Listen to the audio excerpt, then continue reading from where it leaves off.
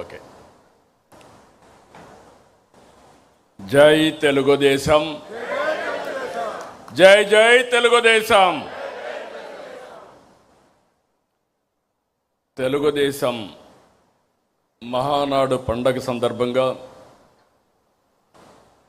వేదిక పైనున్న పాలిట్ బ్యూరో సభ్యులు, ఈరోజు ఇక్కడ ఉన్నటువంటి కేంద్ర రాష్ట్ర పార్టీ కార్యవర్గ సభ్యులు, అదే సందర్భంగా తెలుగు తమ్ముళ్లకు పసుపు సైన్యానికి శుభాకాంక్షలు. కమిటీ సభ్యులకు 1875 క్లస్టర్ నుంచి వర్చువల్గా హాజరైన కార్యకర్తలు, నేతలకి స్వాగతం. మహానాడు అంటే కార్యకర్తల జోరు, పసుపు జెండా జోరు. ఈసారి వర్చువల్ మహానాడు కారణంగా వాహనాల హోరు తగ్గిందే కానీ మీలో జోష్ మాత్రం తగ్గలేదు, అది కనపడస్తా ఉంది.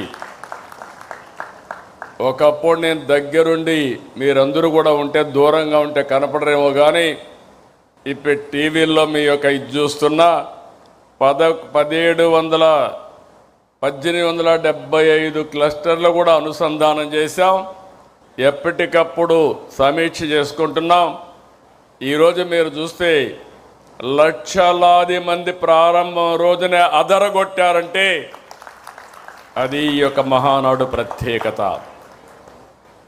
పశ్చిమాసియా యుద్ధ కారణంగా బాధ్యత కలిగిన పార్టీగా మహానాడిని హైబ్రిడ్ మోడల్గా వర్చువల్, ఫిజికల్ రెండూ కలిపి నిర్వహించుకుంటున్నాం. మారింది మీటింగ్ విధానమే కానీ మహానాడు విధానాలు కాదు. అన్ని విషయాలు చర్చిద్దాం, ఫలితాలను సమీక్షించుకుందాం, భవిష్యత్తు ప్రణాళికలు ప్రకటించుకుందాం. సమాజమే దేవాలయం, ప్రజలే దేవుళ్ళు అని 44 ఏళ్ల కిందం పుట్టిన పార్టీ తెలుగుదేశం. కూడు, గూడు, గుడ్డ నినాదంతో రాజకీయాలకు కొత్త అర్థాన్ని ఇచ్చింది తెలుగుదేశం. సంక్షేమం, అభివృద్ధి, సుపరిపాలనను పరిచయం చేసింది తెలుగుదేశం. సామాజిక న్యాయం అమలు చేసి జెండర్ ఈక్విటీ కోసం నిరంతరం పోరాడి దేశ రాజకీయాలకు దిక్సూచిగా నిలిచింది తెలుగుదేశం. సంస్కరణలకు, విజన్ పాలిటిక్స్కు నాంది తెలుగుదేశం. నేటి తరానికి పార్టీ ఐడియాలజీని తెలియజెప్పాలి, తెలుగు జాతిపై ప్రభావాన్ని వివరించాలి.